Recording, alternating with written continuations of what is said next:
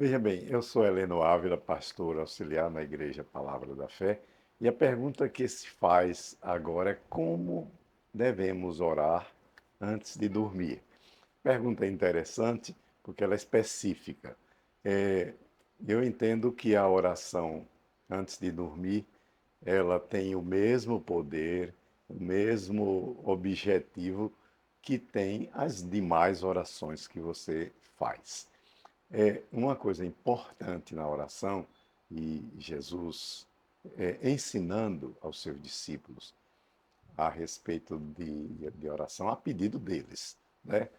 Se eles pediram isso, eles queriam saber de Jesus se existe um tipo de oração adequado. Então, há princípios na oração. Que princípios são esses? Um princípio básico é que toda oração deve ser dirigida ao Pai. Então, uma oração não é uma coisa solta. Eu tenho uma tese a respeito de oração que eu posso compartilhar oportunamente com todos, que é bem interessante. O Espírito Santo andou me dizendo algumas coisas muito práticas e muito interessantes sobre a oração. Pois bem, então, toda oração deve ser dirigida ao Pai. Veja que quando Jesus ensinou a oração do Pai Nosso, que é, né, conhecida por todos, ele não quis dar um modelo de oração. Não era esse o propósito. Nem que essa oração servisse como o modelo com acabado de oração. Até porque ele tinha dito antes, não, vocês não devem orar como fazem os pagãos, que se dedicam a fazer repetições, que repetem isso e tornam a repetir, como se a oração fosse algo que você precisasse destapar os ouvidos de Deus, ou se Deus eventualmente estivesse distraído nesse trecho da oração, você tenha que repetir para poder relembrar. Então não é isso, não é assim. Toda oração invocando o nome do Pai, ela começa certa. É um princípio. O segundo princípio é que há um intercessor que leva aquela oração adiante, ao cumprimento. Esse intercessor, o que é que ele faz? Ele vai defender você. Ele vai, primeiro, lhe convencer que a sua oração é uma oração lícita, uma oração legal e que encontra respaldo na vontade de Deus. Então, o que é a vontade de Deus? Como é que nós descobrimos qual é a vontade do coração de Deus? Conhecendo a sua palavra. Tudo que você pode obter para uma vida segura de oração, você encontra na palavra. Então, nunca se desvie da vontade de Deus e você é capaz de conhecê-la conhecendo a sua palavra. Então, esse é o terceiro princípio. Então, o primeiro princípio é que a oração deve ser dirigida ao Pai.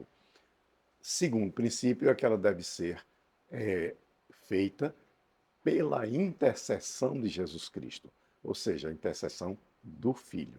E a terceira coisa, e o terceiro princípio é que a sua oração esteja apoiada na vontade de Deus.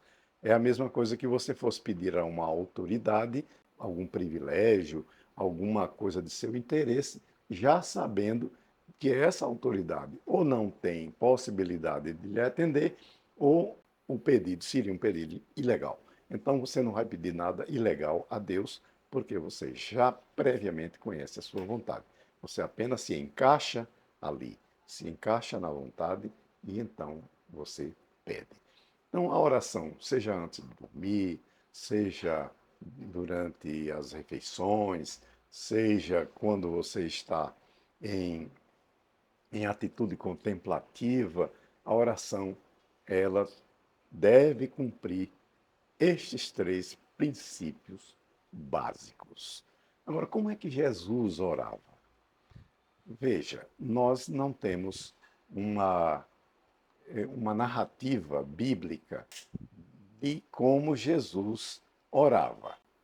Não há ninguém, nenhum dos escritores dos evangelhos, dizendo, olha, Jesus se ajoelhava, Jesus ele pedia coisas a Deus. Então, veja bem, a informação que eu tenho sobre as orações que Jesus praticava é uma informação que é apanhada no conjunto dos evangelhos.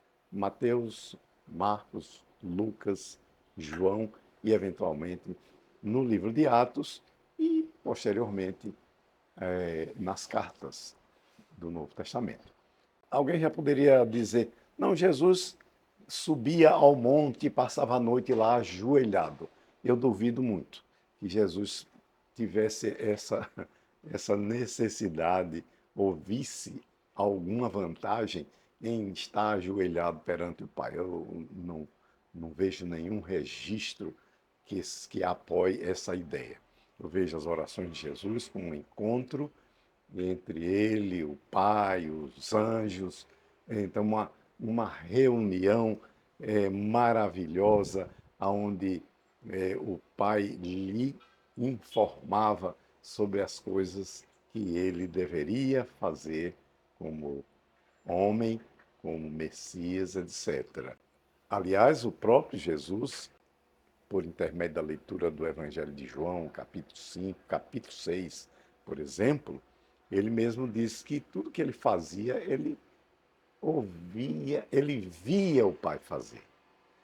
Tudo que ele diz, tudo que ele disse, tudo que ele ainda diz, ele diz em virtude de ter ouvido de Deus.